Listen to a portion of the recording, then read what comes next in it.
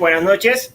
Vamos a dar inicio a nuestro webinar del día de hoy. Vamos a continuar con la actividad académica de la Asociación Colombiana de Medicina Interna. Soy el doctor Homero Puello, soy médico internista, fellow del American College of Physicians y hoy actuaré como moderador de este importante evento que tenemos sobre resistencia antimicrobiana en bacterias gram negativas, el presente y el futuro.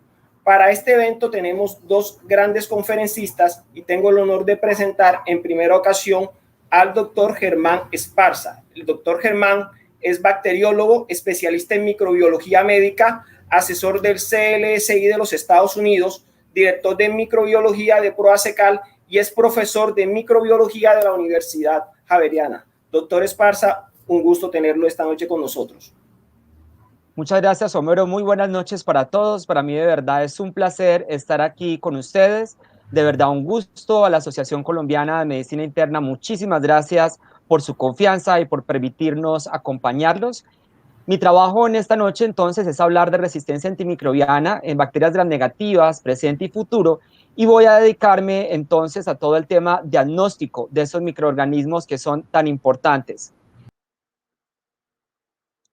Esa es mi declaración de conflictos y los objetivos de la charla. Vamos a revisar los mecanismos de resistencia de mayor impacto en bacterias gram negativas desde su sospecha hasta la confirmación del diagnóstico por el laboratorio de microbiología. Nos enfocaremos en enterobacterales, productores de BLES, AMSE y carbapenemasas, y también hablaremos al final de la presentación un poquito sobre Pseudomonas aeruginosa. Las beta-lactamasas de espectro extendido son enzimas pertenecientes a la clase A de Ambler y al grupo 2BE de la clasificación de Karen Bush, George Jacobi y Anthony Medeiros. Tienen la capacidad de hidrolizar las aminopenicilinas como AMPI, amoxi y combinaciones con inhibidores como ampisulbactam y amoxicilina ácido clavulánico. También hidrolizan cefalosporinas de primera generación, segunda, tercera generación. Incluye una molécula que tenemos en Colombia y en algunos países de Sudamérica que se llama ceftriaxona sulbactam, también es hidrolizada porque el sulbactam no la protege, de cuarta generación como cefepime y cefalosporinas de quinta generación como ceftarolina. También hidrolizan monobactámicos como astronam, tienen variable actividad sobre ceftolozano y piperacilina tazobactam y no tienen actividad hidrolítica per se sobre los carbapenems, ertapenem, imipenem, meropenem y doripenem y sobre los nuevos inhibidores como avibactam, relebactam y veiborbactam. Las BLE están en constante evolución. Tenemos que las primeras descritas fueron las BLE de tipo OXA, originadas en Salmonella typhimurium. Su nombre significa oxacilinasa y hay variantes reportadas como OXA de la 1 a la 30 y OXA 10. Recordemos que dentro de estas OXA hay algunas que tienen actividad carbapenemasa, que son más o menos 17 variantes. Del tipo SHIF o SHB se detectaron en 1983 a través de mutantes de SHIF1 en Klebsiella pneumoniae. Su nombre significa variante sulfidrilo y tenemos al momento 181 de estas variantes. Del grupo TEM, detectadas en 1985 a través de mutantes de TEM2 N. coli, su nombre viene del paciente que lo tuvo por la primera vez, que se llamaba temoniera, y al momento hay 187 variantes de TEM reportadas. Las CTXM aparecieron en 1989 por primera vez, originadas de un escape cromosomal de una bacteria del medio ambiente llamada Culiveras corbata. Su nombre significa cefotaximasa Munich y al momento hay 218 variantes. Las betalactamasas tipo TER fueron detectadas en 1991 de Pseudomonas aeruginosa. Su nombre significa Pseudomonas resistencia extendida y hay 15 variantes reportadas, y de las B fueron detectadas en 1996. Su origen es desconocido, significan betalactamasas vietnamitas y hay 25 variantes actualmente reportadas. ¿Por qué buscar las betalactamasas de espectro extendido en el laboratorio de microbiología clínica? Porque están asociadas a mayor mortalidad cuando se utiliza terapia inapropiada, por ejemplo, cefalosporinas. Las bacterias que expresan estas BLES son multidrogoresistentes por definición, porque existe resistencia cruzada con quinolonas, aminoglicósidos y trimetropinsulfa. También es muy importante buscarlas para optimizar el uso de antimicrobianos y disminuir la presión selectiva que potencia su diseminación, por ejemplo, como es el uso de ceftriaxona. y porque es el mecanismo de resistencia más frecuente en Latinoamérica, con algunos sitios de alta endemicidad como Colombia, Ecuador, Perú y México. Desde la sospecha hasta la confirmación de estas enzimas. Dentro de los criterios de sospecha, la CLSI nos hace dividirlos para E. coli, Klebsiella pneumoniae, Klebsiella oxytoca y una prima muy cercana que es Klebsiella varicola. Si ustedes se dan cuenta, hay rangos en tamaños de halo y en concentraciones mínimas inhibitorias. Subrayo ceftriaxona, porque al menos para E. coli o Klebsiella ha sido la cefalosporina marcadora más efectiva en detectar estas enzimas. Entonces, si ustedes tienen halos menores de 25 o concentraciones inhibitorias mínimas mayores de 2, es muy importante que piensen la posibilidad de una BLE y hagan las pruebas confirmatorias. ¿Qué pruebas tenemos? Doble disco combinado, que ese es el método de referencia de la CLSI, donde tenemos discos solos de la cefalosporina, ceftazidime y cefotaxime, y combinados con ácido clavulánico y un aumento del halo en el disco combinado con ácido clavulánico respecto al disco que no lo tiene, sería una prueba de BLE positivo. Este que es el método de sinergia, que llamábamos el método francés, que lo usamos por muchos años, desafortunadamente tiene problemas de interpretación muchas veces y la cercanía entre los discos es muy difícil de calcular. Difusión en gradiente con ITEST también funciona, el lío puede ser el costo. Pruebas colorimétricas, así como hay CARBA-NP para las carbapenemasas, también hay ESBL-NDP test que nos ayudaría a detectarlas en 2 horas muy rápidamente directamente de las colonias, pero por su costo no han sido ampliamente diseminadas. Y tenemos las pruebas confirmatorias automatizadas, como por ejemplo el VITEC 2 y el Microscan, que ya traen esta prueba allí lista. Pruebas moleculares y pruebas rápidas para la detección de BLES. Las pruebas rápidas permiten una aproximación temprana al abordaje terapéutico y en algunos casos al manejo epidemiológico cuando hay baja circulación. Muchos de nosotros en nuestros países ya no estamos aislando las BLES porque serían demasiadas, pero todavía habrán algunos centros que no tengan tantas BLES. Dependiendo del método, los resultados se obtienen entre 24 a 72 horas antes del resultado del antibiograma. Sin embargo, las pruebas están diseñadas para detectar CTXM, que es claramente una BLE. Pero ¿qué pasa con TEM y con SHIF? También siguen circulando. En Colombia CTXM es la que predomina por los estudios moleculares, pero TEM y SHIF aún continúan dando vueltas en Colombia. Y estos paneles no las detectarían. Es muy difícil tener paneles que usted pueda incluir todas las BLEs de TEM y SHIF porque son demasiadas variantes y podrías perderlas. Entonces, un resultado negativo debe ser analizado con precaución. Un negativo para una prueba rápida de BLE no le garantiza a usted que la bacteria sea sensible a la ceftriaxona. La detección tampoco garantiza resultados resistentes a las cefalosporinas. Deben editarse a resistente con reglas de experto. Tampoco garantiza 100% de sensibilidad a los carbapenems porque usted podría tener BLE positivo, además con mutaciones en las porinas que podrían llevar entonces a fallas terapéuticas. Las beta-lactamasas de espectro extendido tienen perfiles distintos y los resultados deben editarse. Si ustedes se fijan en este resultado aquí de la izquierda, es una Klebsiella pneumoniae productora de BLE con resistencia a cefalosporinas, con absoluta sensibilidad a los carbapenems, con sensibilidad a piptazo. Esta Klebsiella oxytoca, esa es otra especie que ustedes ven a la derecha de la diapositiva, da resistente a la ceftriaxona, da resistente al ampicsulbactam y a piptazo, pero es sensible a cefepime y a ceftazidime. Aquí no le colocaron la prueba de BLE. Si esto lo ve un médico, puede confundirse y puede prescribir cefepime de forma errada y llevar a fallas terapéuticas, sobre todo en pacientes con infecciones severas. Y si observan esta E. coli, aún peor, miren que es resistente a la ceftriaxona, sensible a ampicsulbactam y sensible a otras cefalosporinas como cefepime y ceftazidime. Los sistemas automatizados entonces, como VITEC 2 y Microscan, tienen un desempeño adecuado para detectar las BLEs en enterobacterales. Sin embargo, requieren control de calidad utilizando cepas ATCC que permitan evaluar la detección de las BLEs. Hay que tener siempre la cepa control en nuestro laboratorio. Los software expertos deben ser configurados para sospechar y detectar esas beta-lactamasas y generar alarmas para hacer revisiones y confirmaciones con otros métodos. Usted debe cuidar la interfaz entre los software para evitar que pasen datos errados de estos antibiogramas. Es muy importante aplicar siempre reglas de experto basadas en el PROA. ¿Qué hacemos con pip-tazo en el contexto de bacterias productoras de BLE? ¿Cómo abordar desde el laboratorio?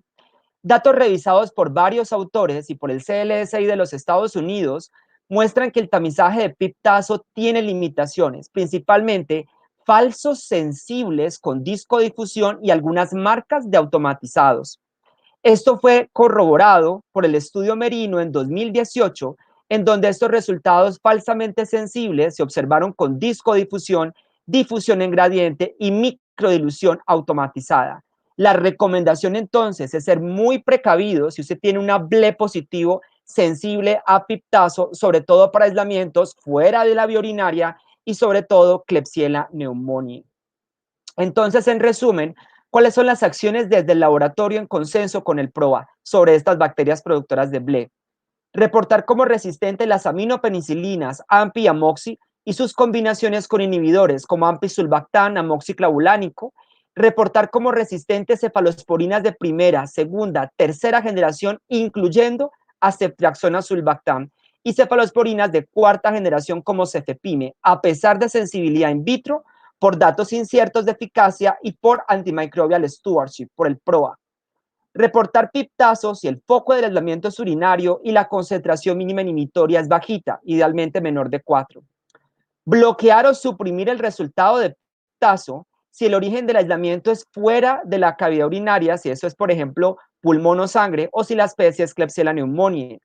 Reportar los carbapenems con la concentración mínima inhibitoria, suprimir el reporte de nuevos inhibidores como ceftavibactam o ceftolozano tazobactam, informar otros antibióticos complementarios como aminoglicósidos, fluoroquinolonas, sobre todo si el beneficio es superior al riesgo y con los puntos de corte vigentes de las quinolonas.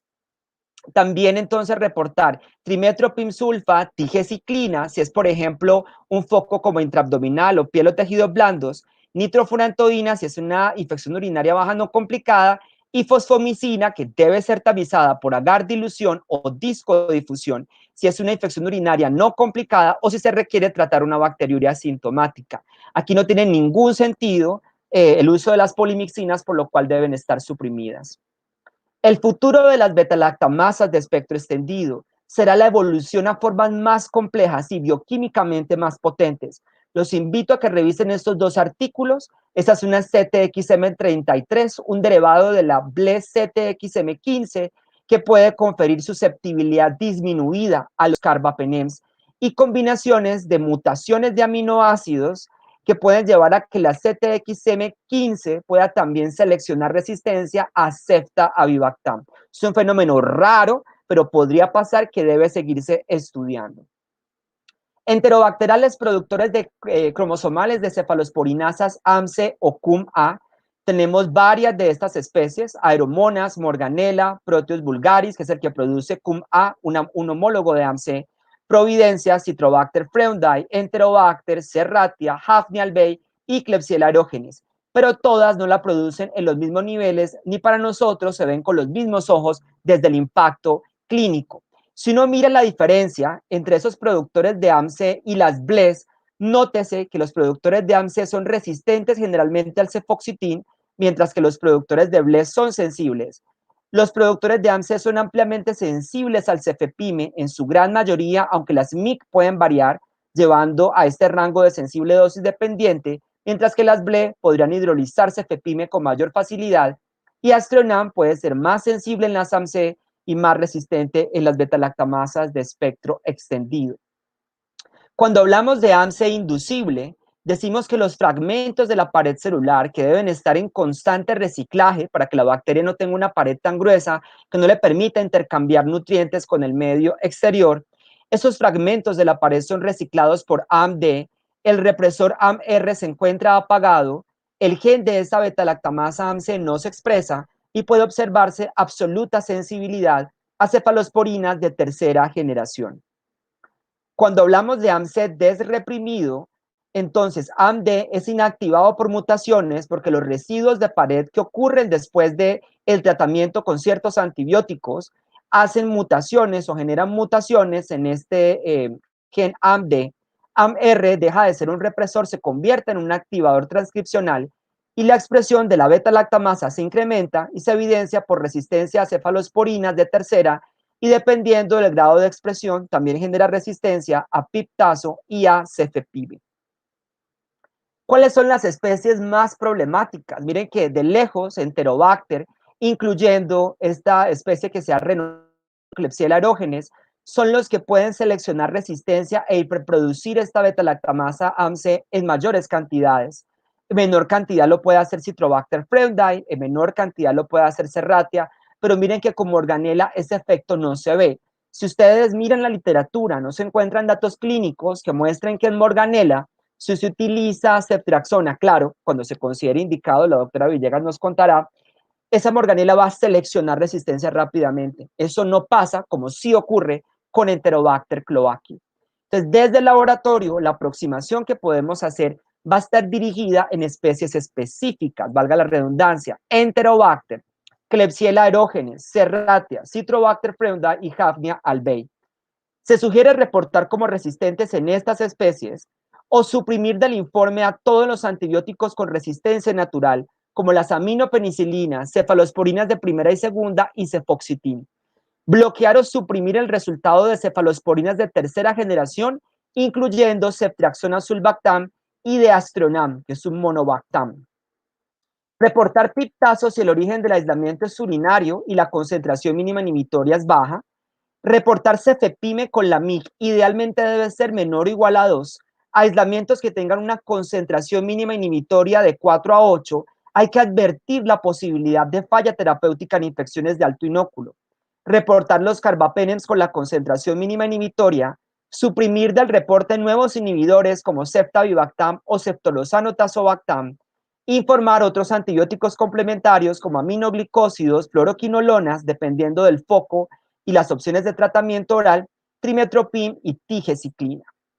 Recordemos que tigeciclina tiene resistencia intrínseca en Proteus, Providencia y Morganella. Las AMC plasmídicas existen más de 20 diferentes tipos de AMC y están descritas desde 1989. Existen varios linajes asociados con grupos específicos. En el grupo Enterobacter, las MIR o las AC. En el grupo de Citrobacter freundii, las CMY2-like, que aquí las subrayo porque están asociadas a brotes, están asociadas a resistencia a carbapenems, cuando además esas bacterias cierran sus porinas. En el grupo Morganella están las DHAs, en Hafnia, las AWC, y en el grupo de aeromonas están las AMC plasmídicas CMY1, las FOX y las MOX.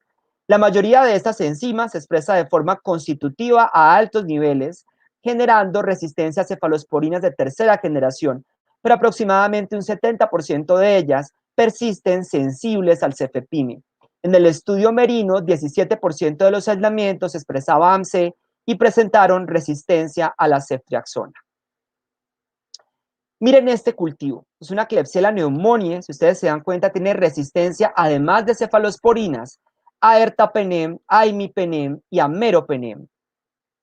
Las carbapenemasas en Enterobacteriaceae son enzimas pertenecientes a las clases A, B y D de Ambler y a los grupos 2F, 2D y 3 de la clasificación de Karen Bush, George Jacobi y Anthony Medeiros. Son principalmente plasmídicas y tienen la capacidad de hidrolizar penicilinas como AMPI y amoxi y combinaciones con inhibidores como ampicsulbactam, amoxiclavulánico y piptazo. Cefalosporinas de primera, segunda y tercera generación, incluyendo ceftriaxona sulbactam, cefalosporinas de cuarta como cefepime, de quinta como ceftarolina y también la nueva cefalosporina ceftolozano tazobactam. Hidroliza monobactámicos excepto las metalo o de clase B que respetan el Astronam. Carbapenems también son hidrolizados, ERTA, IMI, MERO y DORI, y son inhibidas por avibactam como las de clase A como KPC y las de clase D como las OXA48 y por relebactam y vaporbactam, sobre todo para las de clase A como las KPC. Las carbapenemasas también están en una constante evolución. Las IMP fueron las primeras reportadas en 1988, originadas en Pseudomonas aeruginosa. Su nombre significa imipenemasa y hay hasta el momento 80 variantes reportadas. Las KPC detectadas en 1996 son las más frecuentes en Colombia, originadas en Klebsiella pneumoniae, de allí viene su nombre, Klebsiella pneumoniae carbapenemasa, y tenemos a la fecha 49 variantes. Las BIM, detectadas en 2001 en Citrobacter yungae, significan Verona Integron Mediated Metallo-beta-lactamasa. Hay 68 variantes. Las OXA48 fueron detectadas en 2004 en una Klebsiella pneumoniae, son oxacilinasas, y hay 17 de estas variantes con actividad carbapenemasa. Y las NDM, detectadas en 2006, vienen de Klebsiella pneumoniae, detectadas en Nueva Delhi. De allí viene su nombre, Nueva Delhi metalo-beta-lactamasa, y a la fecha hay 29 variantes reportadas. Desde la sospecha hasta la confirmación de estas enzimas, miremos que cualquier carbapenem que tenga alguno de estos halos, menos de 21 para ERTA o menos de 22 para IMI, MERO o DORI, o una concentración inhibitoria mínima en el panel automatizado o en el antibiograma por microdilución manual, mayor de 1 para ertapenem o de 2 para IMI, MERO y DORI, debe hacerle sospechar la posibilidad de una de estas enzimas carbapenemasas. Desafortunadamente, existen limitaciones también con los discos. Está reportado, doctor Gianni Rosolini ha reportado que la discodifusión puede causar falsos sensibles, por lo cual yo no recomiendo a la gente que haga reconfirmaciones entre paneles automatizados con discos, porque podrían tener esos problemas y obtener resultados disímiles. Si usted tiene unos buenos controles de calidad internos de su automatizado y tiene algún microorganismo con una MIC alrededor de este valor, busque carbapenemasas.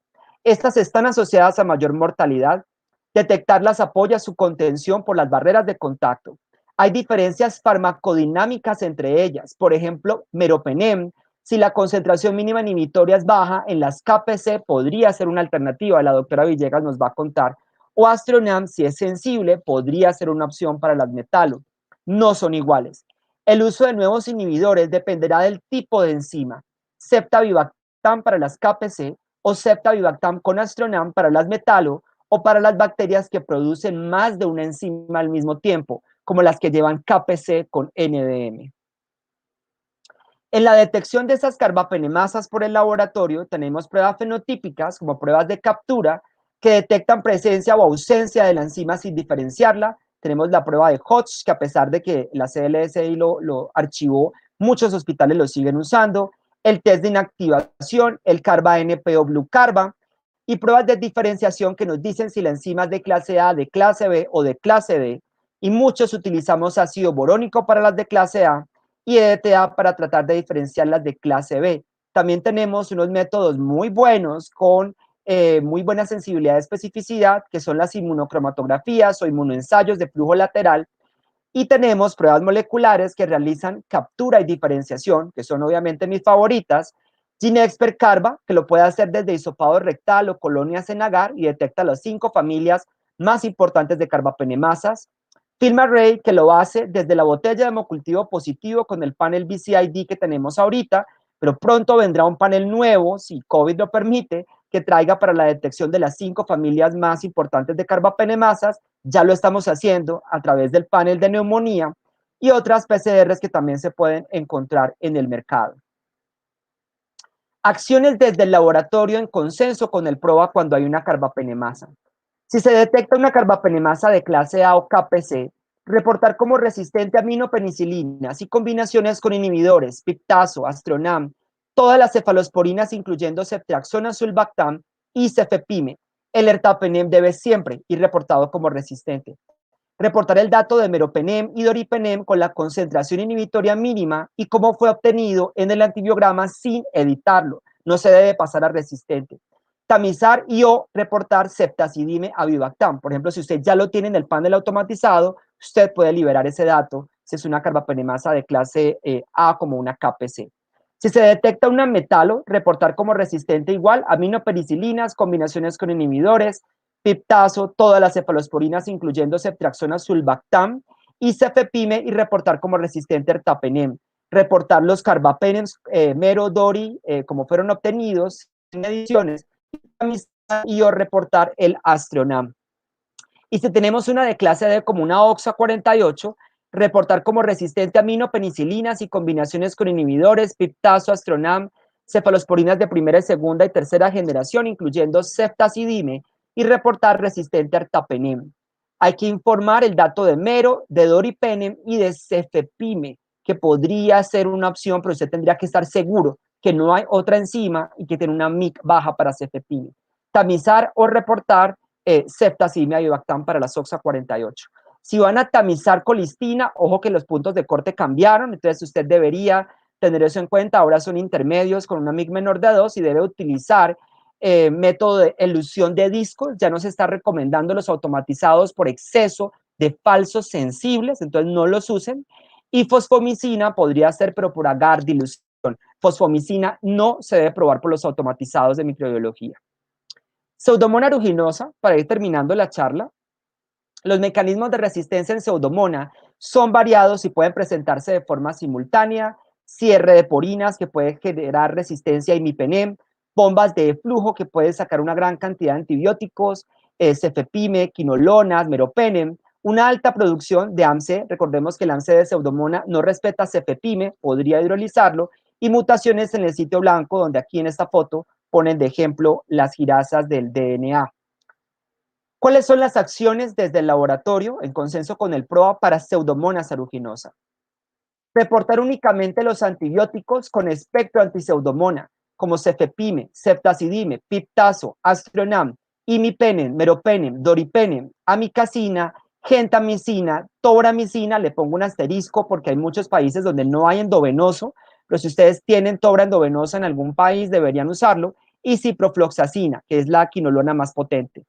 En Pseudomonas sensibles a ceftazidime, cefepime, piptazo o meropenem, yo aconsejaría suprimir el reporte de ceftolozano y de ceftavibactam. Va a ser muy difícil justificarlos, es sensibilidad a otros antibióticos. Preferiría dejarlos reservados para aislamientos multiresistentes, como la doctora Villegas nos va a contar. Tamizar o informar la MIC e interpretación para ceftavibactam y ceftolozano tazobactam en aislamientos de Pseudomonas que sean resistentes a meropenem y ceftazidime. Busque la producción de carbapenemasas con cualquiera de estos métodos, test de inactivación, carba-NP o inmunoensayo, y si hay carbapenemasas, identifique idealmente el tipo de enzima y reporte resistencia a ceftolozano.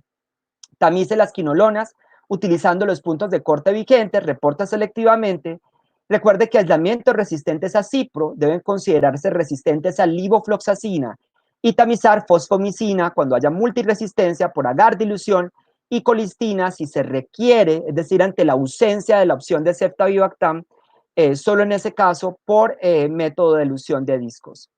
Las carbapenemasas en Pseudomonas, como se mencionó, se buscan cuando hay ceftazidime con un resultado resistente con los puntos de corte de CLSI y además debe ser resistente al meropenem para tener mayor sensibilidad y especificidad en la captura de esas enzimas carbapenemasas. Pruebas que se pueden usar: carba-NP, test de inactivación. El test de EDTA causa falsos positivos, tengan mucha precaución, no lo lean si una prueba de captura no ha sido positiva previamente. Otro que se puede usar son estas pruebas de inmunoensayo de flujo lateral, pruebas moleculares que ya se comentaron, y aquí hago una acotación importante. La positividad o negatividad para carbapenemasas en Pseudomonas no garantiza susceptibilidad o resistencia a los nuevos inhibidores como ceftavibactam. Considera las limitaciones de ciertos métodos como el de EDTA, que si da un falso positivo se estaría castigando el uso de este nuevo medicamento. Un comentario sobre las BLES de Pseudomonas. Yo sé que en varios países las buscan, pero no deberían. Y la razón es que a pesar de que esas BLE pueden estar en Pseudomonas como la CTXM y podría tener un rol epidemiológico importante, que aún faltan más datos para saber cuál es, no creemos que buscar BLES en Pseudomonas sea clínicamente relevante. ¿Por qué? No hay datos clínicos con datos comparativos entre Pseudomonas BLE positivo y Pseudomonas negativas para la prueba de BLE que demuestren que las que son BLE positivo van a fallar con piptazo, cefepime, ceftazidime o ceftolozano cuando in vitro son sensibles. Eso no se ve, eso está dedicado a las beta-lactamasas de espectro extendido de las enterobacteriáceas. Un uso indiscriminado e innecesario de carbapenems, porque si usted un médico le dice que esa Pseudomonas tiene una BLE, lo está presionando casi para que use carbapenems, que si se usan de forma innecesaria, eso va en contra de todo principio del PROA, del uso racional de antibióticos, y favorece la selección de resistencia en Pseudomonas y enterobacteriáceas. La detección de BLE en Pseudomonas no se encuentra internacionalmente estandarizada, no lo recomienda EUCAS, no lo recomienda CLSI, no hay cepas de referencia que uno pueda comprar a TCC por lo cual el control de calidad pues no se puede hacer. ¿Cuál es el futuro de la detección de los mecanismos de resistencia en Latinoamérica?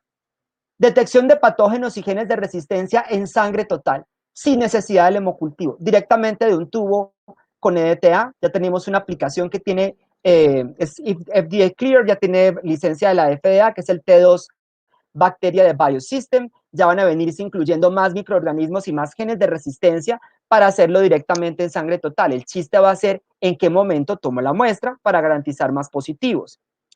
Paneles de antibiograma con concentración inhibitoria mínima directamente de la muestra. Ya tenemos en los Estados Unidos uno que se llama el Accelerate PhenoSystem, que lo hace a través de cámaras integradas, ¿cierto?, de análisis morfokinético, y ya se puede hacer directamente de la botella de hemocultivo. Ya vienen las aplicaciones para respiratorias y orina, y el BacteriosCan, el 216DX UTI System, que ese también lo puede hacer la detección directamente de la orina.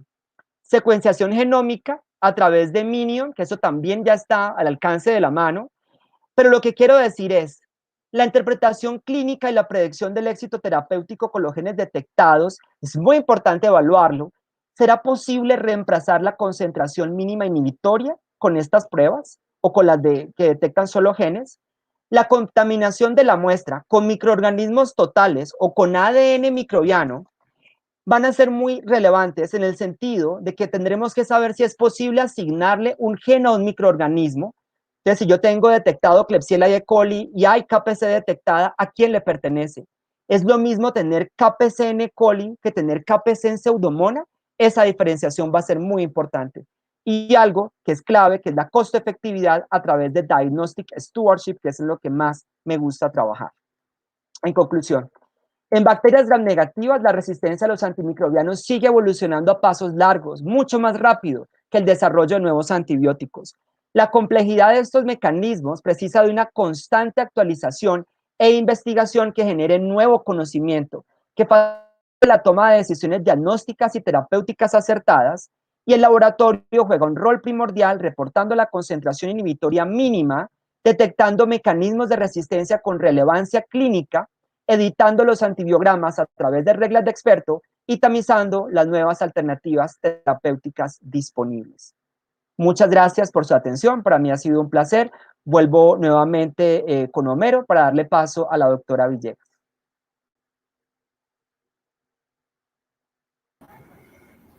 Muchas gracias, doctor Germán, por su excelente presentación. Quiero agradecer también a todos los asistentes. Tenemos asistentes de diferentes países, de México, de Panamá, de Perú, de Brasil, Argentina, y también se han reportado asistentes de diferentes zonas de Colombia, todos muy interesados en este importante tema. Les recuerdo a los asistentes que pueden ir elaborando sus preguntas, las pueden ir colocando a través del chat para cuando terminemos la presentación, la siguiente presentación, pasar a la ronda de preguntas.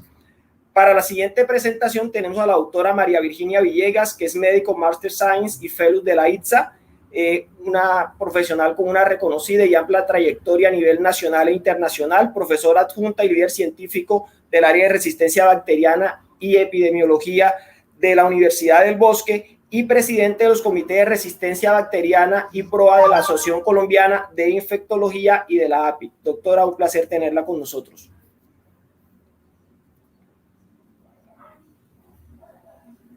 Tiene que activar el micrófono, doctora. Así. Bueno, muchas gracias, Homero, por esta presentación. Gracias por estar aquí, a todos los que nos acompañan. Yo sé que es un momento de su tiempo, pero muchas gracias en toda la Asociación Colombiana de Infectología, a Pfizer por hacer posible este evento, y a todos ustedes. Germán, excelente tu charla como siempre. Entonces, vamos a empezar. Yo soy la que tengo que subir la diapositiva. Como me enviste esto, todavía creo que... ¿Sí la están viendo? No.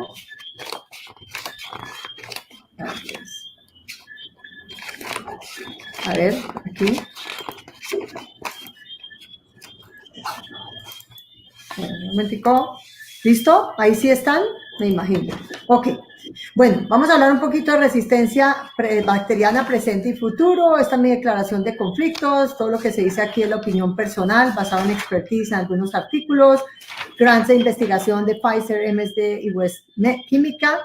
Entonces hablemos un poquito del presente. Quise traerles el conglomerado de 27 hospitales en 14 ciudades del país, hospitales que pertenecen a la red de resistencia bacteriana con la Universidad del Bosque, y es el conglomerado entre enero y diciembre de 2019. Entonces, si miramos beta-lactamasas de espectro extendido, quieren que se den cuenta que básicamente es casi constante. En hospitalización está entre 23, 27, en sangre, en tejidos blandos del 27%. O sea que es importante, pero cuando ya pasamos a Klebsiella, por supuesto, tiene mucho más prevalencia, hay mucho más beta-lactamasas de espectro extendido en términos generales, pero recuerden que E. coli es el predominante principalmente en orina y en la mayoría de las veces en sangre cuando estamos hablando de hospitalización. Si pasamos a la unidad de cuidado intensivo, persiste la Escherichia coli productora de Bless entre el 23 y el 24%, tanto en orina, sangre, piel y tejidos blandos, y Klebsiella es mucho más viciente, ya pasa a 46% y es altamente preocupante con un 43% en sangre y 44% en piel y tejidos blandos. Y en urgencias quiero mostrarles cómo E. coli tenemos definitivamente Bless en Escherichia coli cuando es el germen más predominante en los servicios de urgencias, y es ahí el llamado a la atención para que no utilicen ceftriaxona ni cefalosporinas de primera y segunda generación en forma discriminada, sino que traten de mirar los factores de riesgo que tienen estos pacientes para tener una infección por una beta-lactamasa de espectro extendido. Klebsiella también tiene Bless, pero es mucho menor su predominancia. ¿Por qué salieron orina, sangre, piel y tejidos blandos? Porque fueron los 3 focos más frecuentes en toda la red de hospitales y juegan un papel muy importante probablemente en las infecciones. Pasando a resistencia a carbapenems, y lo llamamos enterobacterales, resistente a carbapenems porque no tenemos la certeza que sean productores de carbapenemasa. Sin embargo, en Colombia es la causa más frecuente, a diferencia de Chile, donde básicamente las CTXM con cierre de porinas constituyen la mayoría de los enterobacterales resistentes a carbapenem. Pero en Colombia, hasta no demostrar lo contrario, es básicamente una carbapenemasa. Miren que E. coli no tiene realmente una asimilación de estos transposones y plásmidos que producen estas carbapenemasas, mientras que Klebsiella pneumoniae sí lo es. Yo siempre he dicho que es la mamá canguro que mete todos los plásmidos, es la número 1 en Bless, es la número 1 en carbapenemasas, en cualquier plásmido que esté por allí. En UCI vemos nuevamente E. coli con baja prevalencia de Bless, pero de carbapenemasas, probables carbapenemasas, pero Klebsiella juega un papel muy importante y es altamente preocupante, siendo esto un conglomerado, que hablemos de que 24% de las Klebsiellas que producen bacteremia, que claramente es una infección en las unidades de cuidado intensivo, puedan ser productoras de carbapenemasas. En urgencias, E. coli, vemos muy poca, básicamente, prevalencia, y hay algo de Klebsiella, pero como les dije, es claramente predominante E. coli. Si pasamos a Pseudomonas multidrogo resistente, vemos como las resistencias realmente son bajas de cefepime. Hablar de una resistencia a carbapenems, digamos, del 23 al 27% en cualquiera, en orina, sangre o piel y tejido blando, es lo esperado de Pseudomonas aeruginosa. Recuerden, como ya nos contó Germán, que el 30% más o menos de las pseudomonas tienen OPRD negativo y han activado en alguna forma las bombas de flujo, lo cual les lleva a resistencia de los carbapenems, llámese imimero y dori. Entonces, hablar de que 17% en orina es resistente a cefepime o piptazo, o en sangre entre el 10 y el 12%, en tejidos blandos entre el 15 y el 21% de cefepime y piptazo, realmente es una resistencia muy manejable, y yo llamaría que en hospitalización la resistencia de Pseudomonas aeruginosa realmente baja. En UCI ya empezamos a ver que más que todo hay una presión selectiva sobre carbapenems. Miren, tejidos blandos entre 30 y 40%, en sangre 32 y 38%. Sin ser descomunal, yo podría decir que la resistencia a carbapenems empieza a ser moderada, mientras que persiste una gran sensibilidad a cefepime y piperacilina tazobactam, como lo ven allí. Si ya pasamos a urgencias, pues indiscutiblemente no es un germen muy frecuente en urgencias, al menos de que el paciente ha estado hospitalizado o tenga una inmunosupresión, y vemos como hay unas tasas mucho más bajitas en orina. En sangre realmente no está entre los gérmenes más frecuentes, sí lo está en piel y tejidos blandos, que podrían ser pacientes que regresan básicamente de hospitalización con infecciones del sitio operatorio. Y los carbapenems tienen muy buena sensibilidad también. Quería mostrarles este estudio, que alguna vez lo traje, que nosotros hicimos en Colombia con 1.396 cepas de todos los aislados que encontraban los hospitales. No está definido por infección, pero como vemos, ceftazidime Avibactam tiene una excelente sensibilidad, prácticamente le pega cuando estamos hablando de Klebsiella que no sea sensible a carbapenems, pero fíjense que prácticamente le pega a todos los otros antibióticos y empieza a ser similar a la sensibilidad a tigecyclina y fosfomicina. Desafortunadamente, estos dos antibióticos no tienen hoy en día el sustento tan fuerte para carbapenemasas que tiene ceftazidime y avibactam. Yo diría que seguiría con tigecyclina, que tiene algunos estudios, pero fosfomicina, siendo que in vitro se ve muy bien, tiene las dificultades que lo vamos a discutir del tamizaje, que tiene pocos estudios de éxito terapéutico en carbapenemasas. Esto es una diapositiva que me dio Germán, excelente, porque básicamente la vigilancia resiste antibioclorama por los laboratorios en infecciones asociadas a la atención en salud. Esto es por definición, cuando está esta definición de IAS, prácticamente se mandan las cepas al Instituto Nacional de Salud y a pesar de que pudiera tener un sesgo de envíos, podemos encontrar que el total de cepas de enterobacteriáceas recibidas en el INAS, el 66% producen KPC, o sea que en Colombia sigue siendo predominante KPC. Interesantemente, están las NDM que han ido cogiendo fuerza, entonces hay que tener mucho cuidado con el tamizaje y 5% muy bajito de BINS. En cambio, el 6% tienen ambas, tienen varias enzimas, que es muy interesante, y del total de cepas de Pseudomonas aeruginosa recibidas en el INAS, aquellas que tienen el perfil multidrogo resistente, encontramos que sigue predominando BIN, como lo reportamos el grupo de nosotros hace algunos años, tienen KPC en el 28% y algunas tienen combinación de enzimas. ¿Cuáles son entonces las opciones terapéuticas para beta-lactamasas de espectro extendido? Vamos a hacer un resumen. La mayoría de estudios muestran eficacia al utilizar los carbapenems, ahí prácticamente no hay discusión. Hay metaanálisis con 21 estudios observacionales por bacteremias secundarias a BLES y existe en todos ellos menor mortalidad en los pacientes tratados con carbapenems que con cualquier otra opción terapéutica, llámese cefalosporinas, por supuesto, fluoroquinolonas, que son muy usadas, y aminoglicósidos, que le encanta a varios grupos de especialistas para tratar estas infecciones por BLES. La revisión de TAMA, que es una revisión muy buena, muestra también menor mortalidad con carbapenems y habla de un riesgo ajustado de muerte 1.92, o sea, 2 veces mayor cuando se compara con piperacilina tazobactam.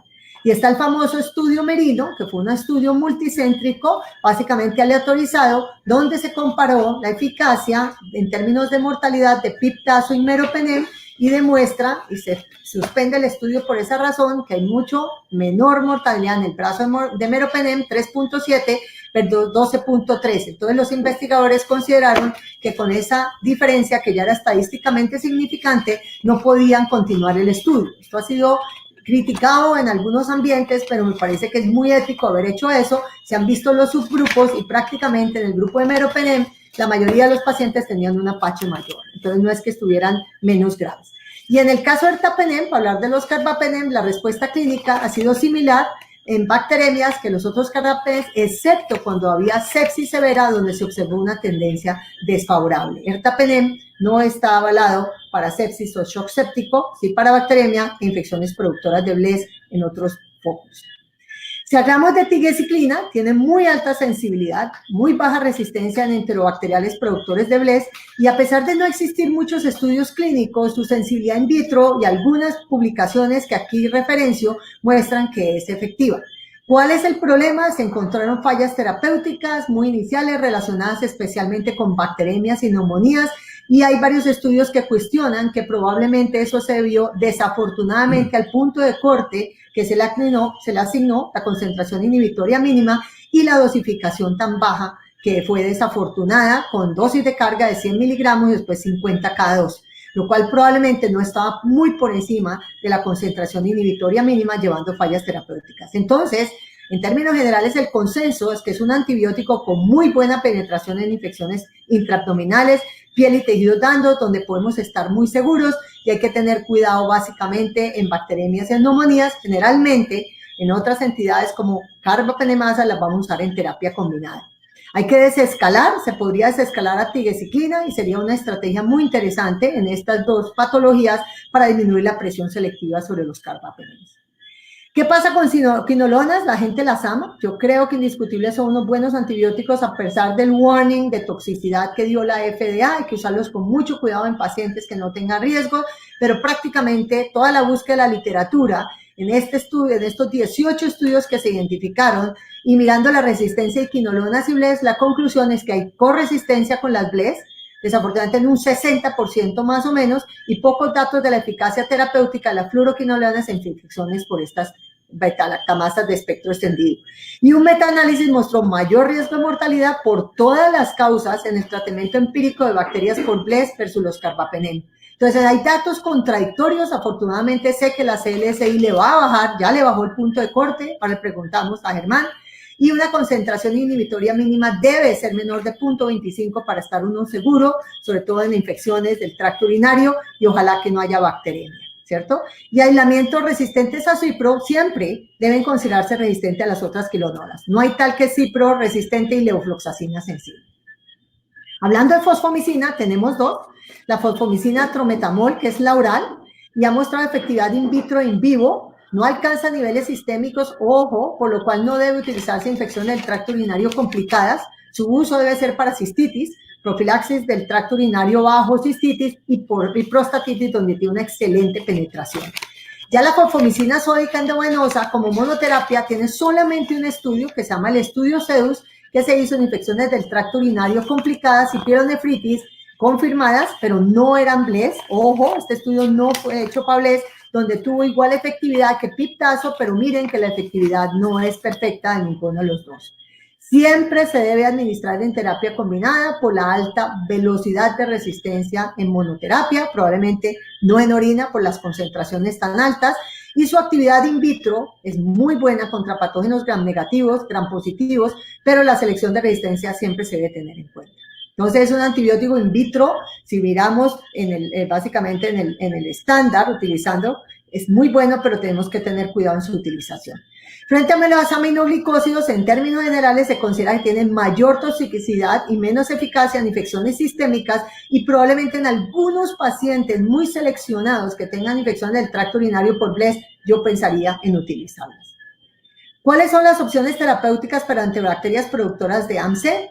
Básicamente tenemos el estudio de Chao, que ustedes ya lo conocen, donde se identificó que 19% de los pacientes de reprimieron, empezaron con un enterobacter sensible y al recibir una cefalosporina, llámese cefotaxime, ceftazidime o ceftixocime, hacían de represión que llevaba una mortalidad porque la mayoría de los pacientes tenían bacteremia del 20%.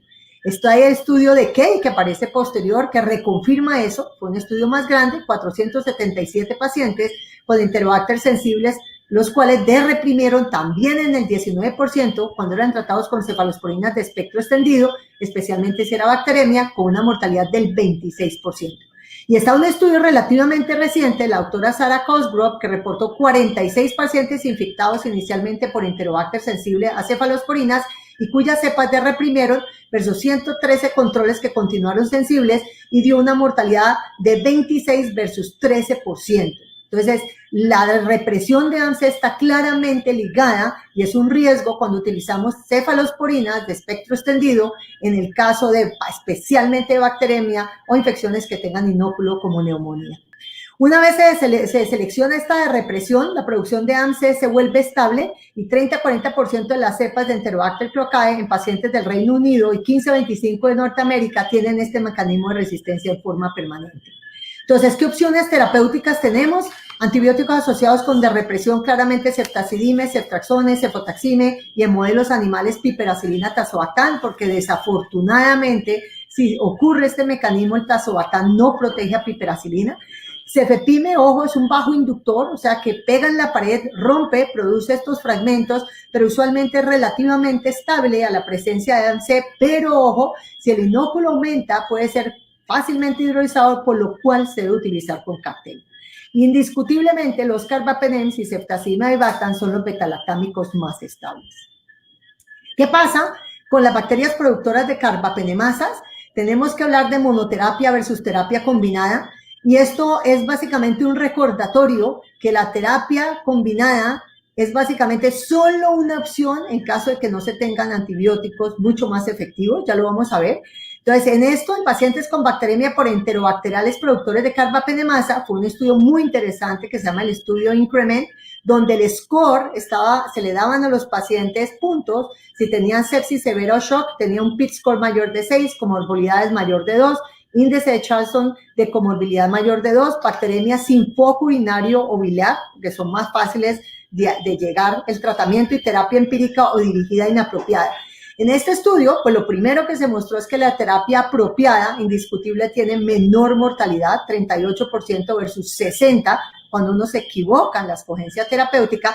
Pero la otra cosa interesante es que si ya es apropiada y se hacía terapia combinada, se asoció con menor mortalidad en el puntaje alto, pero no en el puntaje bajo. Entonces eso empieza a cuestionar que no siempre tenemos que dar terapia apropiada.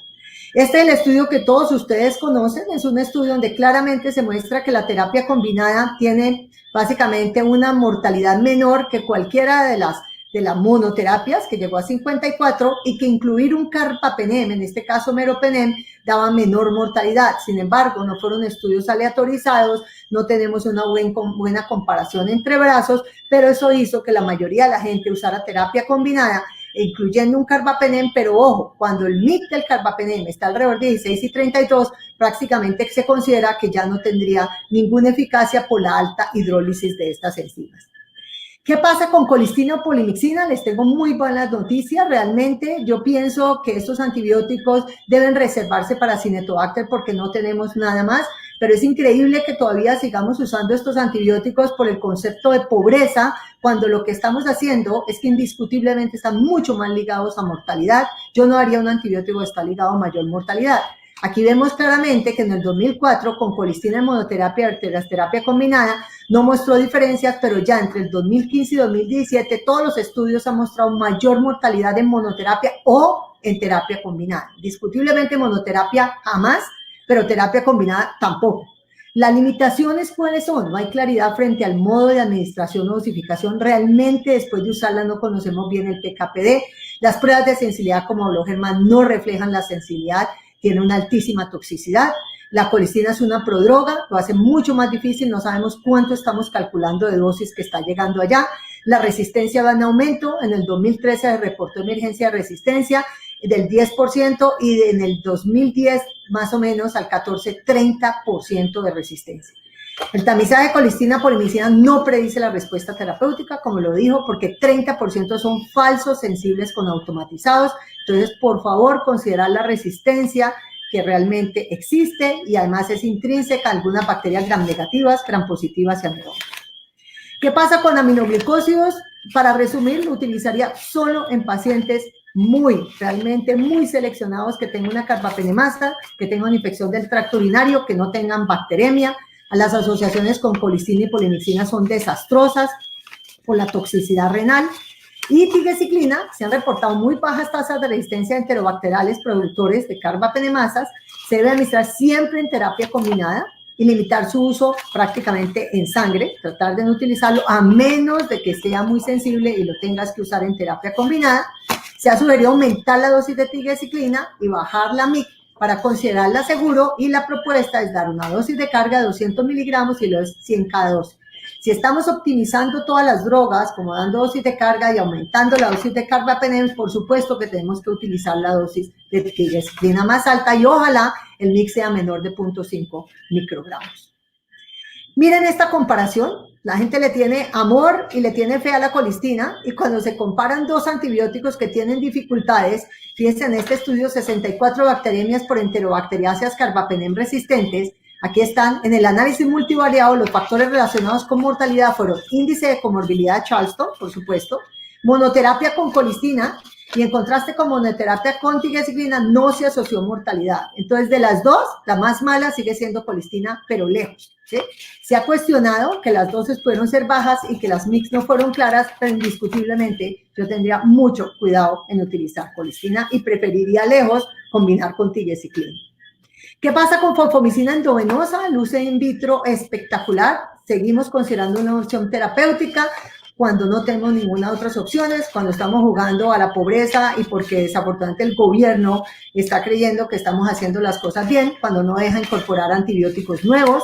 su alta sensibilidad in vitro en bacterias extremadamente resistentes, pero siempre en terapia combinada. Básicamente hay experiencia de los griegos especialmente, pero no hay estudios clínicos que hayan comparado brazo a brazo su eficacia terapéutica. Su tamizaje, como habló Germán, es muy difícil y básicamente las dosis que se han considerado es 18 o 24 gramos en 24 horas. ¿Qué pasa con ceftazidime avibactam? De acuerdo a nuestra epidemiología y mecanismos de resistencia que ustedes vieron, donde tenemos una altísima prevalencia de KPCs, especialmente en las unidades de cuidado intensivo y en algunas salas de hospitalización, ceftazidime avibactam 2.5 gramos cada 8 horas podría ser una opción para terapia empírica iniciales en pacientes con sepsis o infecciones severas, donde usted en su epidemiología, pero especialmente en unidades de cuidado intensivo, usted encuentre que Klebsiella es un alto productor de BLES y que le sigue Klebsiella, E. coli un alto productor de BLES, que le sigue Klebsiella en el segundo lugar con una alta producción de KPCs y de BLES, y encima de eso usted tiene una pseudomonas aeruginosa sensible a ceftazidime. Entonces, si usted le quiere incluir pseudomonas, que siempre se debe hacer en UCI, pero además tener la certeza que desafortunadamente si usamos cefepime y piptazo, puede haber hidrólisis por BLES o por KPCs, ceftazidime avibactam sigue siendo una opción en esas unidades de cuidado intensivo porque le pegamos prácticamente a todos los gérmenes que están comprometidos en la unidad de cuidado intensivo. ¿Qué pasa en terapia dirigida cuando ya tenemos un cultivo positivo? Debe ser la primera opción para KPC SOXA48, usualmente monoterapia, ya lo voy a decir. Razones, mayores tasas de curación, miren la P, y sobrevida con menor nefrotoxicidad que aminoglicósidos y cualquier tratamiento con colistina. Y tuvo un 23% menor riesgo de muerte comparado con colistina para estas enterobacteriáceas, con 64% de mejores resultados clínicos. ¿Cuándo consideramos terapia combinada? Si se requiere terapia dialítica, que fue donde se seleccionaron algunas cepas resistentes, o duración del tratamiento mayor de 2 semanas, con inóculos altos, no removibles, por ejemplo, como infecciones intraabdominales o neumonías severas. En enterobacteriales y pseudomonas con fenotipos confirmados de producción de metalo-beta-lactamasas, la indicación es adicionar a ceftazidime avibactam astronam, dosis altas. Hay mucho más evidencia en enterobacteriales que en pseudomonas aeruginosa, pero ante no tener una opción terapéutica, se puede utilizar.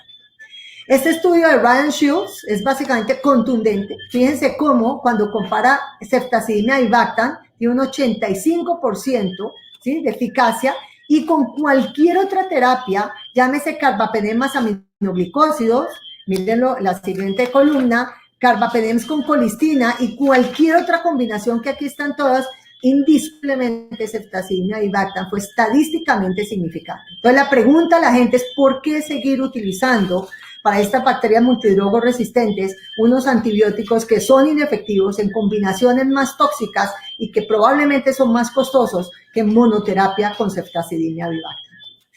Terminemos con opciones terapéuticas para pseudomonas aeruginosa. Ceftalozone tazobactam también es una excelente opción. 1 gramo con 500 miligramos de tazobactam. El mecanismo básicamente para pseudomonas es que tiene una potente actividad, indiscutiblemente tiene las concentraciones inhibitorias mínimas más bajitas de todas las terapias terapéuticas que tenemos. En el caso de pseudomonas se usan en las PVP críticas, adicionalmente existe un aumento de permeabilidad por la membrana externa, generalmente no se afecta por OPRD, tiene mayor estabilidad la ANC de pseudomonas, excepto que haga hiperproducción. Han sido los casos reportados, desafortunadamente, de resistencia de pseudomonas. La mayor actividad de cepas de pseudomonas que tiene activación de las bombas o expulsión o cierre de porinas no afectan a ceftalozone tazobactam. Tiene estudios de eficacia en infecciones intraabdominales complicadas, infección del tracto urinario, y el último estudio reciente mostró que era tan efectivo como meropenem en neumonía nosocomial asociada al ventilador por su gran penetración al líquido epitelial pulmonar, que ya lo vamos a ver. ¿Sí? Entonces, esto fue básicamente un estudio multicéntrico de 20 hospitales en Estados Unidos, incluyeron 205 pacientes adultos críticos, miren los apaches, con infección de todo tipo, y el tratamiento con ceftalozone tazobactam para pseudomonas multidrogo resistente lo recibieron los pacientes al menos por 24 horas, se evaluó mortalidad 30 días, respuesta clínica y cura microbiológica, y básicamente la mayoría se empezaron tardío porque se dieron cuenta que era resistente a los otros antibióticos. Se tuvo un inicio de 9 días como mediana después de tener un cultivo.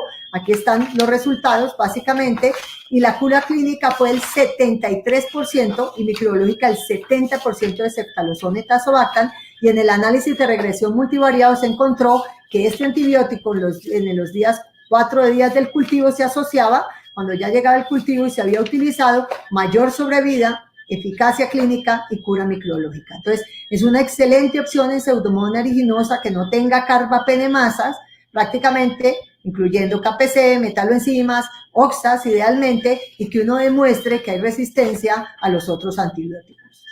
Este es un estudio muy interesante, de cortesía del Dr. Shields, donde básicamente hay 2 estudios de estos 2 antibióticos, ceftazidime, tazobactam, ¿sí? Y avibactam, perdón, y ceftalozone tazobactam. Este es el estudio REPROVE, básicamente con neumonía nosocomial, donde demostró que tenía muy buena efectividad comparado con meropenem. Ojo que en los 2 estudios se utilizó 1 gramo cada 8 horas de meropenem y en el caso de ceftazidime avibactam 2.5 gramos cada 8 horas.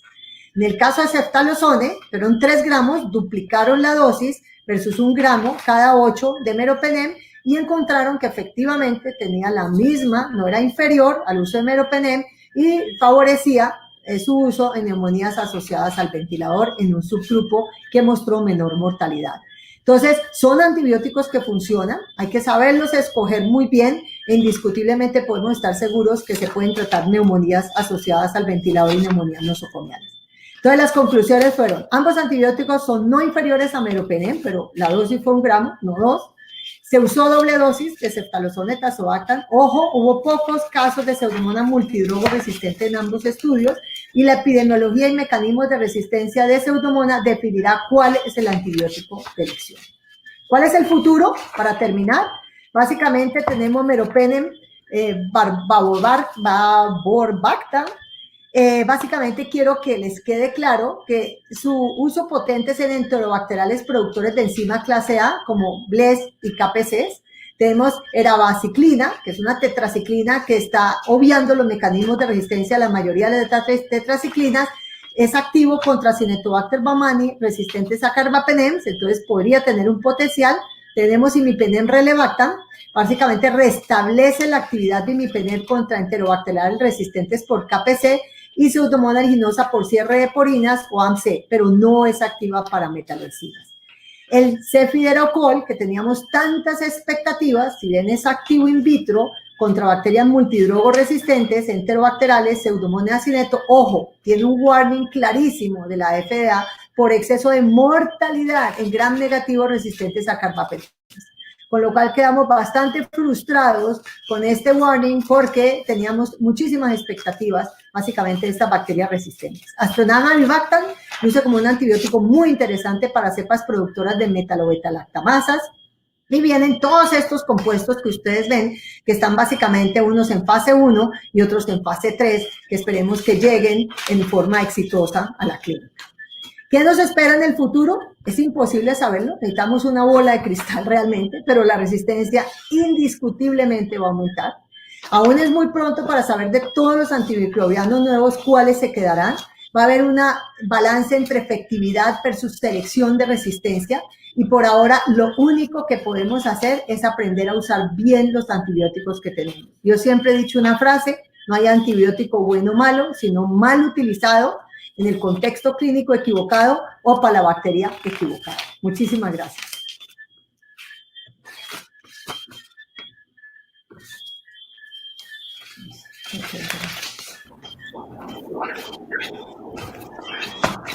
Bueno, muchas gracias, doctora, por su excelente presentación. Tenemos un chat tremendamente activo. Se han conectado personas de diferentes países, además de los países que mencioné. Tenemos conectados personas desde Nicaragua, Costa Rica, Ecuador, toda Latinoamérica conectada con este evento de la Asociación Colombiana de Medicina Interna. Gracias a los dos por sus excelentes presentaciones y vamos a dar inicio a la ronda de preguntas. Nos pregunta Julio, ¿qué tan buena es la detección de BLES por Phoenix 100? Solo se menciona Bited y Microscan.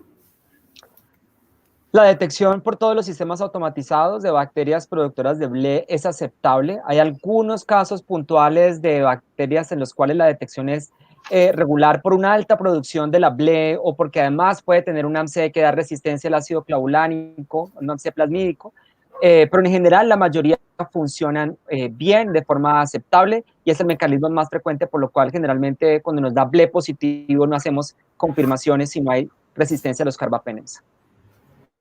Ok. Nos están saludando también desde Chile, de Bolivia. Todos los países quieren hacer notar su presencia en este evento. Carlos Eduardo nos pregunta, ¿hay un efecto inóculo en las combinaciones ceftaxolone, tazobactam y ceftazidime adibactam?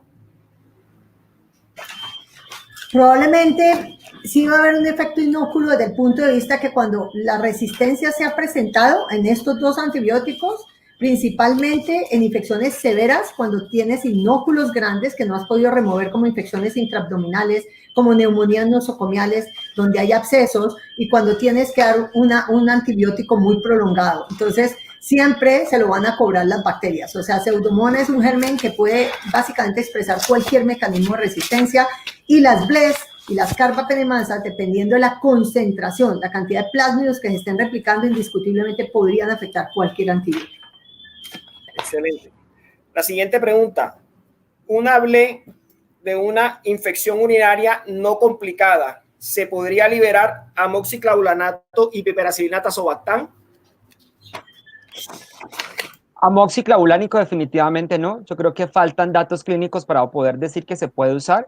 Yo estoy en contra porque además eso genera mayor presión selectiva. Yo creo que si el escenario es no querer usar un carbapenem y tendría la opción de piptazo, que tiene por lo menos más datos clínicos. Voy a darle paso a la doctora. Desde el punto de vista del antibiograma, yo no liberaría amoxiclavulánico, liberaría solo piptazo en casos muy puntuales de pacientes fuera de la unidad de cuidado intensivo, o que el médico me lo pida porque ya está listo para descalarlo, será su decisión, pero que sean E. coli con MIC muy baja y ante la ausencia de ertapenem y meropenem. Pero dejemos que la doctora nos cuente.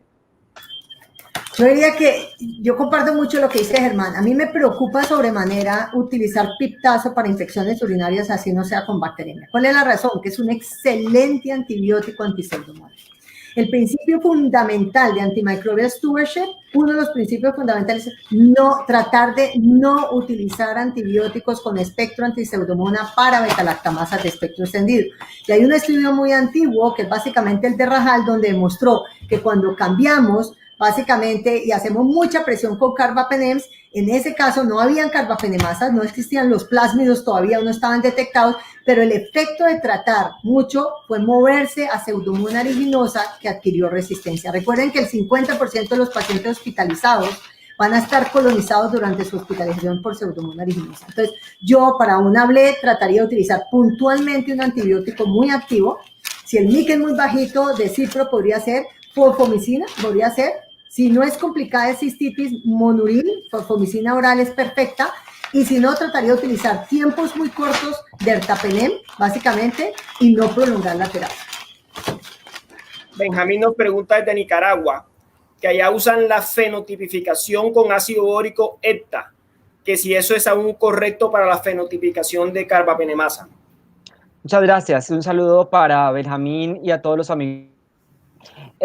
Ácido borónico de ETA lo seguimos usando en muchos laboratorios. Tiene la ventaja de que es más barato que otras metodologías, pero tiene muchos problemas. Entonces, mi recomendación es usarlo con un control de calidad interno y externo adecuado, y aún así pueden no detectar coproducciones de enzimas. Entonces, la gente a veces es muy atrevida, y este mensaje que quede para todas las más de 600 personas que están ahorita en línea. Que a usted le dé un ácido borónico negativo y un EDTA negativo no quiere decir una OXA 48. Eso puede ser o un falso negativo, o eso puede ser inclusive una coproducción de enzimas, que es lo que se ha visto aquí en Colombia. Entonces, son métodos que ayudan, pero deben ser más de diferenciación que de captura. Entonces, siempre utilicen test de inactivación o carba-NP, e idealmente una de estas pruebas de inmunensayo de flujo lateral, si no hay el recurso de la PCR. Pedro le pregunta a la doctora Vallejo, ¿recomendaría el uso rutinario del índice de Tumbarello e Increment Score para guiar la antibiótico-terapia empírica en caso de no contar con pruebas moleculares rápidas?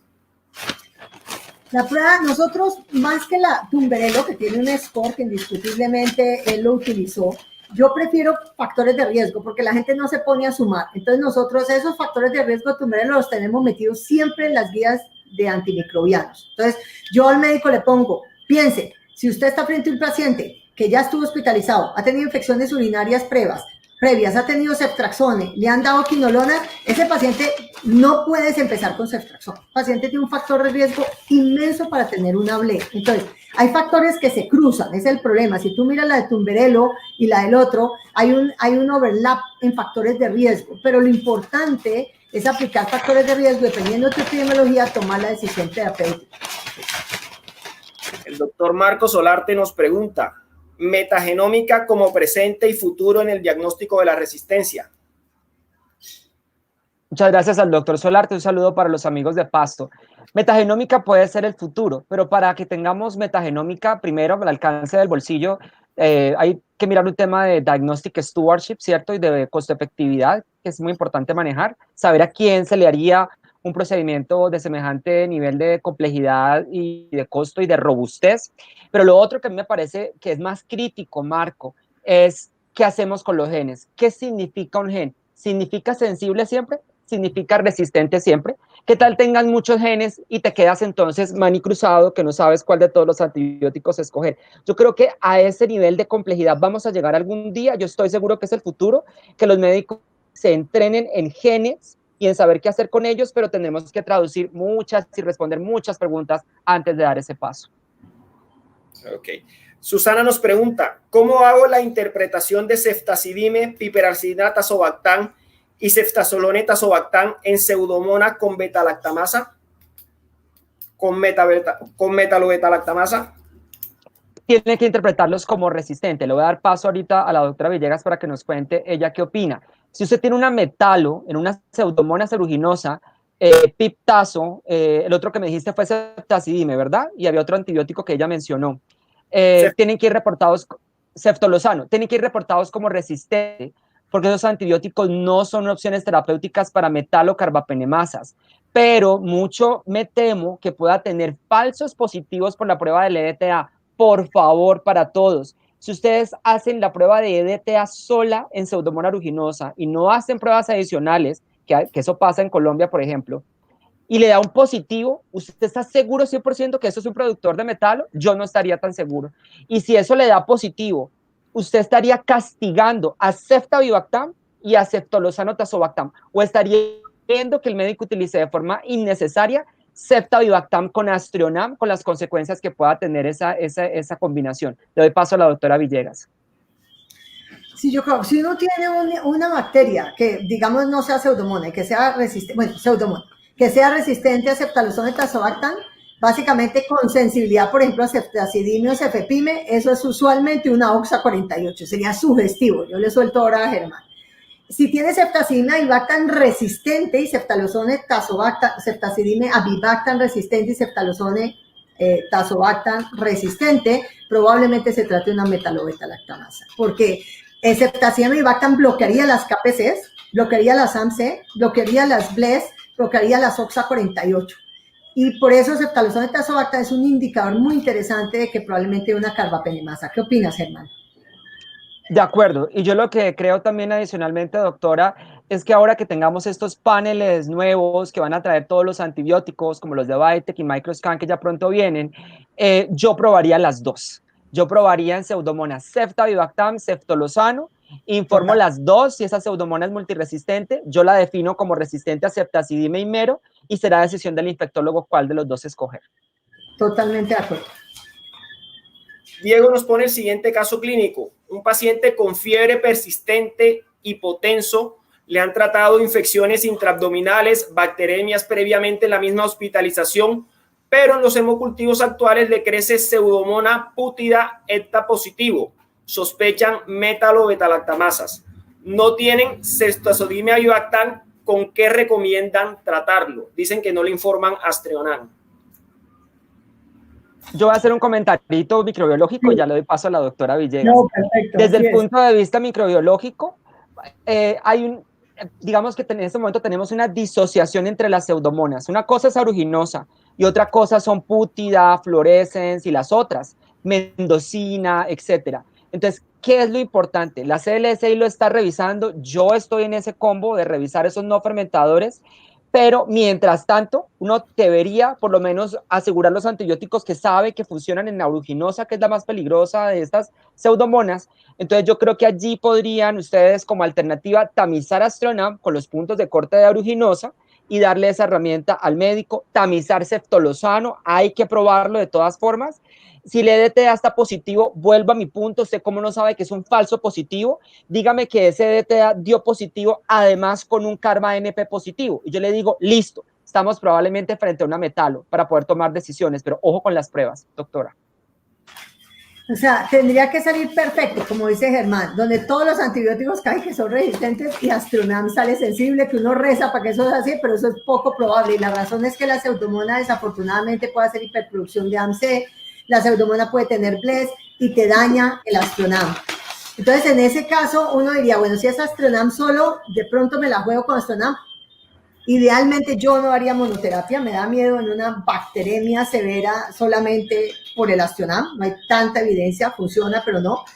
La otra posibilidad sería adicionar ceftazidime y avibactam con Astronam, porque es una situación muy difícil donde no hay tanta experiencia, digámosle, del comportamiento de Astronam como monoterapia en una infección severa cuando creo que tengo una metalobetalactamasa.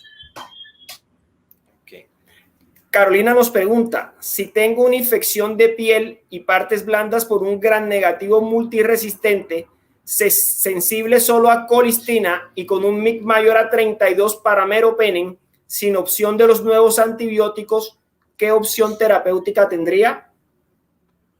¿Es sensible a colistina? Pero sí, por puntos de corte, es el problema, tenés, como dice el 30% que sea una falsa sensibilidad. Allí rece, pero además de rezar, porque no sabe qué está haciendo, va a ser muy difícil. Mire el absurdo, le empieza uno a tirar cosas sin saber si van a funcionar. Entonces, intentaría colistina, no hay nada que hacer, ojalá fuera una infección urinaria, porque funciona mejor la colistina, digamos, tiene mejor eliminación. Le haría alta dosis de polimixina B, adicionaría fosfomicina con los ojos cerrados, porque definitivamente no hay esa experiencia, y trataría de ver cómo consigo el otro antibiótico. O sea, tendrías que tratar de dar terapia combinada, ojalá 3, porque estás casi que dejando a un antibiótico de colistina con amplias dudas de mortalidad, solo y con fosfomicina que no tiene estudios clínicos, pero que in vitro, indiscutiblemente, luce bastante bien. Germán. Sí, quería decir que es importante tamizar tigeciclina, que está disponible, ya hay disponibilidad en la mayoría de nuestros países y es una opción interesante, tejido blando, entonces hay que considerar la posibilidad de probarlo. Hay que pedirle a los gobiernos que también nos ayuden con antibióticos, porque es que uno va a ciertos países, es verdad, donde no hay opciones y prácticamente la gente se queda con las mismas moléculas. Lo otro que yo quisiera decir es, en ese escenario donde al menos los nuevos no están, pruebe los viejos. Y yo probaría las quinolonas, probaría tetraciclinas, a ver si alguna funciona, de pronto una oral que tenga buena concentración, doxy, qué sé yo, tratar de mirar las alternativas, trimetoprim sulfa, bueno, eso es tejido blando, tratar de mirar cuáles pueden ser las alternativas, pero yo sí considero importante tigeciclina en ese escenario. Total, ahí respaldo, Germán, se me había olvidado que era infección de tejidos blandos, donde indiscutiblemente tiene mucho más evidencia tigeciclina que todas las demás. Y ahí daría dosis altas, por supuesto, como lo dijimos, y fíjense que en los estudios que le mostré, la gente le tiene más confianza a polimixina B cuando ha mostrado mortalidad en todas las formas, y tigeciclina le fue mejor que a colistina y no la tienen en cuenta, sobre todo tejidos blandos, infecciones intraabdominales, y aún en neumonía. Hay un estudio muy interesante en que muestra que si duplican la dosis en neumonía social ventilador, le fue bien realmente a tigeciclina. A propósito de tigeciclina, César hace un comentario y queremos escuchar su opinión. Él dice que han utilizado altas dosis de tigeciclina, pero la toxicidad hepática es muy alta. 85% de los pacientes hacen toxicidad hepática que requiere suspender el antibiótico. ¿Cuál es su opinión al respecto de este comentario? Sí puede existir, pero el paciente está crítico. Entonces, el problema de eso es cómo lo manejas. O sea, te guías por el incremento de las pruebas hepáticas, sí lo puede hacer, pero tienes que dar un antibiótico que sea activo o el paciente se va a morir con unas pruebas hepáticas normales séptico, no creo. O sea, yo sé, hay que tener cuidado. Es como lo mismo los carbapenems y convulsiones, es cierto. Hay unos que producen más convulsiones que otros en pacientes con factores de riesgo, pero ahí el balance es qué es lo que le está produciendo eso, la sepsis o solo el antibiótico per se. Si hay una opción terapéutica, indiscutiblemente lo cambio, pero si no, me voy con eso. Susana, yo pienso que también es, perdón, qué pena, metí la cucharada, yo creo que también es importante saber a qué le llaman dosis alta, porque recordemos que tigecyclina, la dosis en adultos es 100 de carga, 50 cada 12. Si me vas a decir que dosis alta es 200 cada 12, es un mundo de tigecyclina, y obviamente estaría asociado a mayor toxicidad. Lo que utilizan muchas personas son 100 miligramos cada 12 horas de tigecyclina, doctora Villegas. Lo máximo que se ha visto, el efecto más frecuente, es vómito. Eso sí es indiscutible porque las tetraciclinas están asociadas a mucha gastritis y a vómito. Pero para pruebas hepáticas, la verdad, en los estudios de tigecyclina, la toxicidad hepática no fue un evento importante. Susana nos pregunta, en el caso de BLE, ¿por qué el amoxiclavulánico se interpreta como resistente si in vitro sale sensible? Gracias, voy a volver sobre esto, le voy a preguntar ahorita a la doctora qué opina desde lo terapéutico. Desde lo in vitro, el ácido clavulánico inhibe las BLE, de hecho, por eso se utiliza para la prueba de detección, para la prueba confirmatoria, por disco o por microdilución en caldo, por ITEST, por lo que tú quieras. Pero in vivo, a mí sí me preocupa mucho reportar amoxiclavulánico como sensible en una BLE con tan pocos datos clínicos de eficacia. Vuelvo y digo que yo prefiero tazobactam que ácido clavulánico como inhibidor, por eso es que no son iguales. Y lo otro es que en Colombia no se utiliza mucho amoxiclavulánico, qué pena que diga esto, pero no está dentro del PBS, tenemos formulación principalmente oral para ciertas infecciones de sinusitis y esto, pero digamos no lo tamizamos de rutina y aquí no hay endovenoso para usarlo en pacientes con productores de BLES. Entonces esa es la posición que yo tengo, que no debería ser, doctora Villegas. Pues es muy interesante porque si es una infección severa, ni de riesgos. O sea, no hay ningún estudio que haya demostrado la eficacia. En Estados Unidos tienen Aumentin, que es endovenoso, en otros países. Es interesante porque en España a ellos les encanta.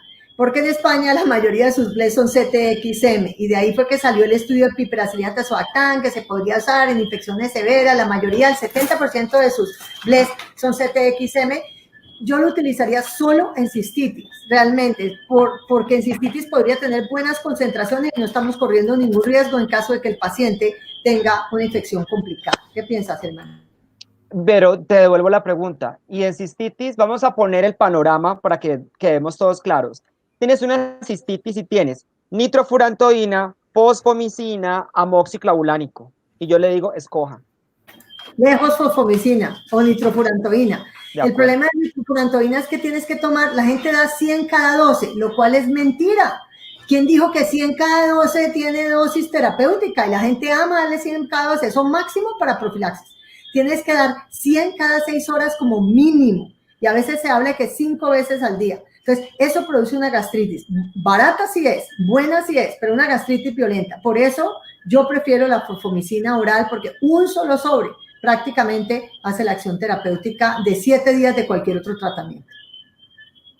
Excelente.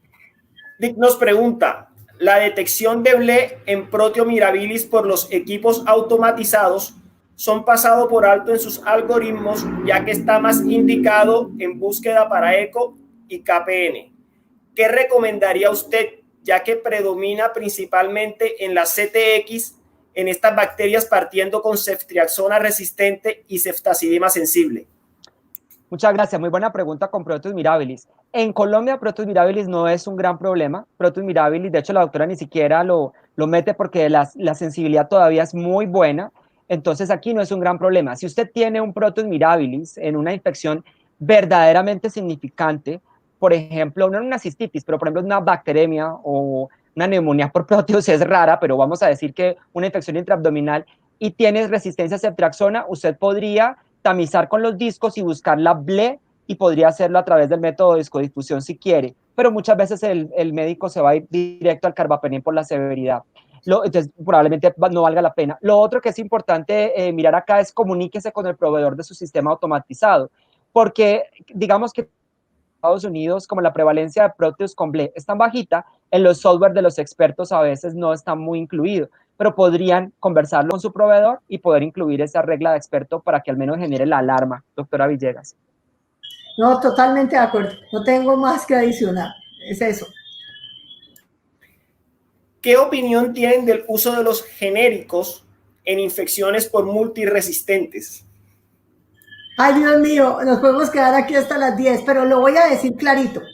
En infecciones severas, indiscutiblemente no se debería de utilizar genéricos, ni en la UCI, ni en inmunosuprimidos, ni en neonatos. Es un pecado mortal, y lo digo porque nosotros sí tenemos estudios, pero cuando en Colombia se producen estudios como el del doctor Payares y del grupo de nosotros en un hospital en Colombia y mostró que aumentaba 20 veces la mortalidad el meropenem genérico, la gente no le cree.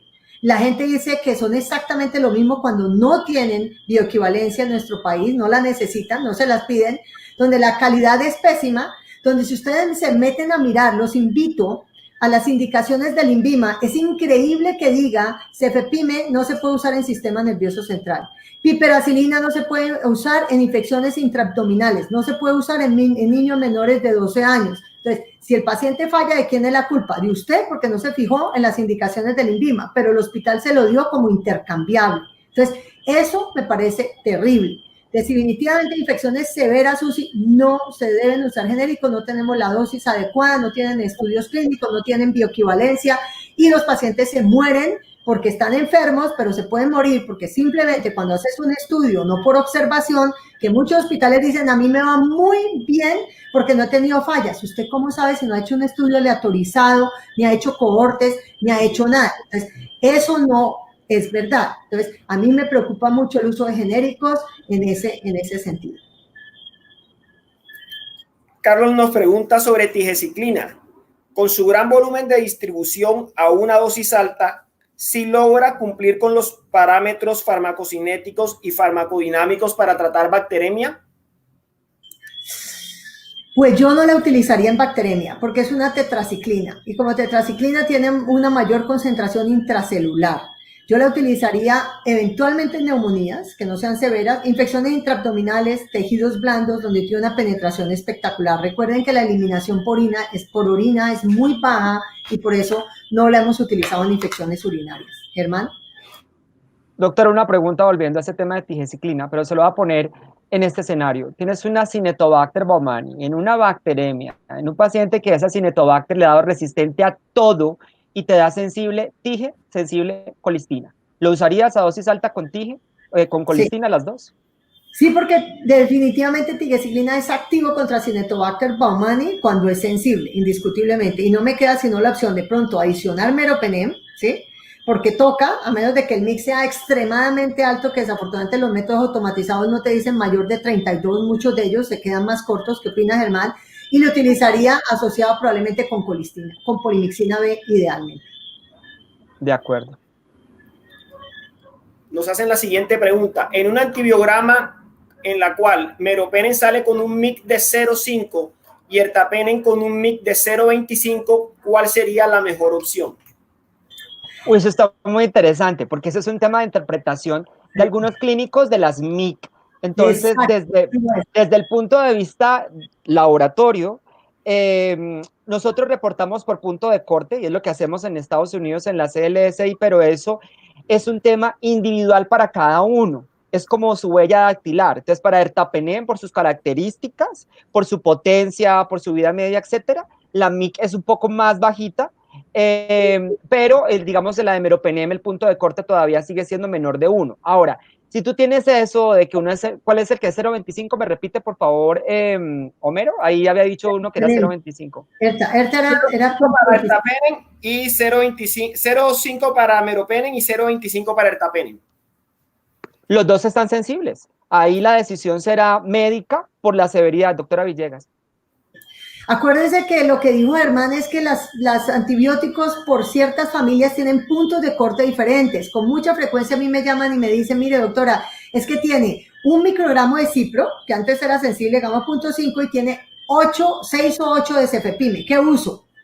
Cefepime, indiscutiblemente. Ese punto de corte que parece más alto, pero para cefepime es supremamente bueno. Entonces, esa es la dificultad de la interpretación de los mix. Ahora, desde el punto de vista terapéutico, si yo tengo un shock séptico, una sepsis o un paciente con hipoalbuminemia menor de 2, me voy con meropenem. Y una vez se estabilice, me descalo ertapenem, o si es infección intraabdominal, me puedo escalar a tigecyclina o tejidos blandos. Una vez se estabilice. pero si es una bacteremia o una infección de tejidos blandos, infección intraabdominal, arrancaría con el Tapenem para disminuir la presión selectiva sobre Pseudomonas aeruginosa. Okay, bueno, y ya para terminar, nuestra última pregunta. ¿Cuál es la importancia de la participación de los servicios farmacéuticos y qué papel juegan en el control o reducción de la resistencia bacteriana en nuestras instituciones en salud en el ámbito hospitalario y ambulatorio? Muy buena la pregunta, como de verdad todas las que nos han hecho. Es importantísimo que los químicos farmacéuticos acompañen el equipo de PROA. De hecho, son parte del equipo, básicamente, de optimización de antimicrobianos. De hecho, en varias instituciones en Cali están rotando por las unidades de cuidado intensivo con los intensivistas. Dígame, ¿quién de ustedes, cuando utilizan 20 drogas diferentes, se van a acordar de las interacciones medicamentosas? De optimizar la dosis cuando hay falla renal, falla hepática, etcétera. Yo creo que ellos juegan un papel fundamental y deben ser parte del equipo del PROA y cada vez deben estar más entrenados en el ámbito clínico para acompañar a los infectólogos y a los grupos de expertos, a los internistas, a todo, tanto en unidades de cuidado intensivo como en pisos, como en urgencias. De hecho, nosotros en Imbanaco, por ejemplo, los tenemos como parte del PROA. Okay, excelente. Quiero pues agradecerles nuevamente, Germán, María Virginia, por sus excelentes presentaciones, a todo nuestro público de Latinoamérica. Esto ya no es un evento solamente a nivel Colombia, la Asociación Colombiana de Medicina Interna, sino que toda Latinoamérica integrada en este gran espacio académico. Al laboratorio pues también por patrocinar y permitirnos este espacio, y será hasta la próxima ocasión. Que tengan una feliz noche, un feliz descanso. La presentación quedará en la página, una pregunta que hicieron recurrentemente, en la página de YouTube de la Asociación Colombiana de Medicina Interna, para que puedan volver a repasar estas excelentes presentaciones. Feliz noche para todos. Muchas gracias, Homero, gracias, Germán, gracias a todos por la oportunidad de estar aquí. Muchas gracias. Gracias a todos.